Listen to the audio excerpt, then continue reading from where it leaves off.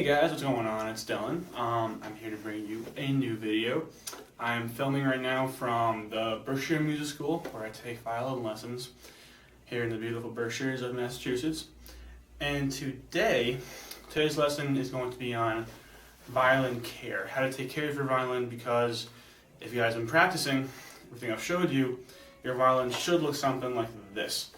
Now, as you can see, hopefully, I don't know if you can see it in the light. There we go.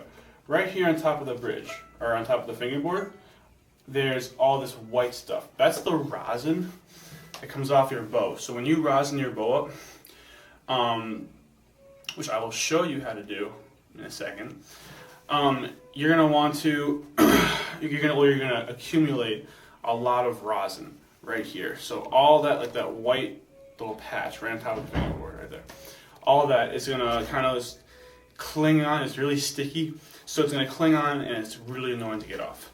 What I have here is rosin. So before you play, some people I know usually rosin their bows before they play every single time. I honestly and truly don't like a lot of rosin, because it's, when you start off, this is rosin right here. Mine is very much used, so you can see I've kind of dug a hole in it. If you take the bow, first you have to tighten the bow. Make sure your bow's nice and tight. Then, any way you want, you can just basically just rub it so you get all this rosin on your bow. Just like that. And I've had this for 3 years probably. And this is what's happened after 3 years. Eventually, I've done it this one way the whole time, and it kind of like makes a big groove in it, and it's pretty cool. I've had my first teacher. She had one groove right here, and when she got down to the very bottom, she switched it around. So she had one going this way and one going across. So it's like a cross, but that took like 6 years to do. And rosin is pretty delicate, so you gotta be careful with it. Otherwise, it'll chip and big chunks will fall off. So if you don't have any rosin, I would definitely recommend it, because you're not going to get as full of a sound.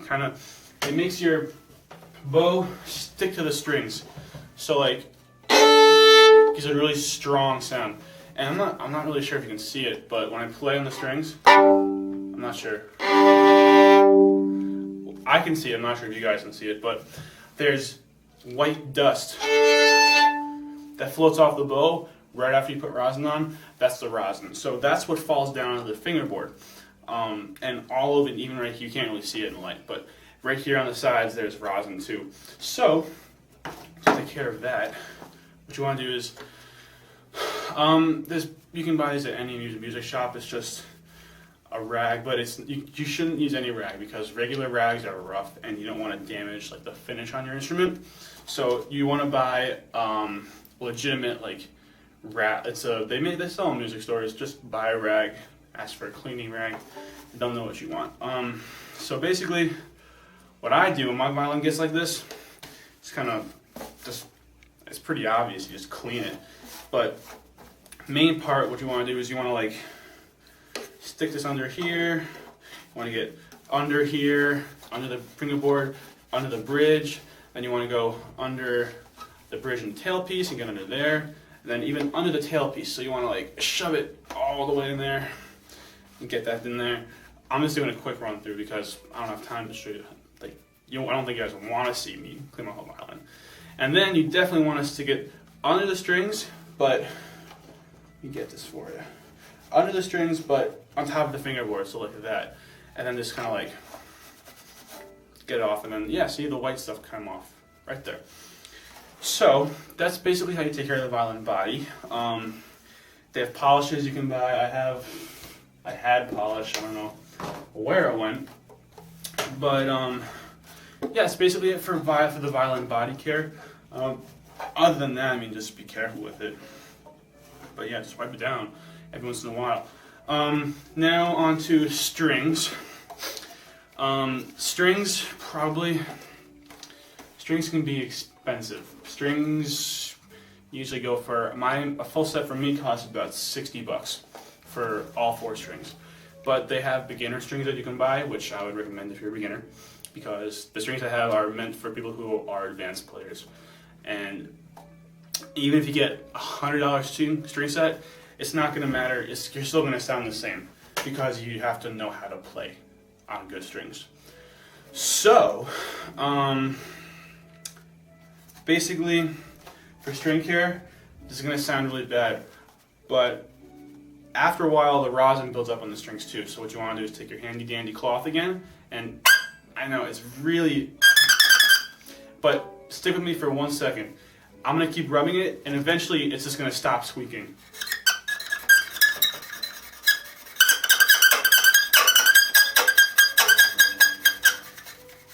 There we go. Now hear how I'm still putting as much pressure on as I was before. And I can see, you guys can't see it, but I can see that this string is more silver than white. Like this one's white, this one's silver. Meaning that there's no rosin on this one anymore, just a rosin on that. So you want to do that probably about once every 2 weeks. New strings can be replaced about once a month, maybe once every 2 months at most. But to always get a good sound out of your violin, you want to replace the strings pretty often. So that's it with the strings. Other than that, I mean, if your strings, my A string, the A string is really, really, really popular. I mean, you just play on the A string a lot. It just happens that way. So a lot of time, right here in first position, my A string will start to shred, like actually like rip apart. And when you're shifting and stuff, it really, really hurts. So if that starts to happen, that means it's definitely time to get some new strings. E strings usually last the longest, E's and G's, because E's are so sensitive they are the weakest string, but for some reason they last the longest. And G strings are just big and like big manly strings, so you don't have to worry about them as much.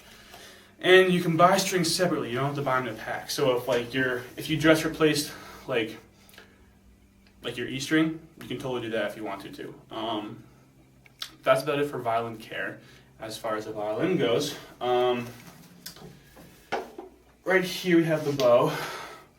Now you always want to make sure when you're done practicing, you untwine your bow. You untwine? I don't know what that means. You loosen your bow, because if not, if you keep it in your case tight or you put it on a stand tight and you keep it up like that for a while, it's going to warp. Or the tip, I've had the tips right here just crack, and it sucks.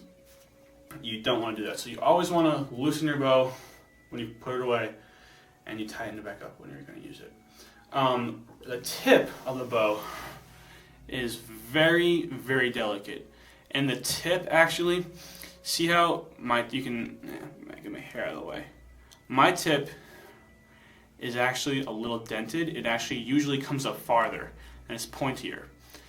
The tips of the bows actually have a lot to do with how the bow plays and how it sounds, especially because the hair connects to it right there. So you really, really want to be careful with the tip. It's very delicate and it's a very, very important part. So you don't want to be poking things with it. Like when I was a little kid, I'd be practicing in my room and my door would be open, so I'd use my bow to push it closed, and that's not what you want to do. It's really not what you want to do. It's not good for it. Other than that, my bow needs to be rehaired, because as you can see down here, nice and white all the way up and all the way down.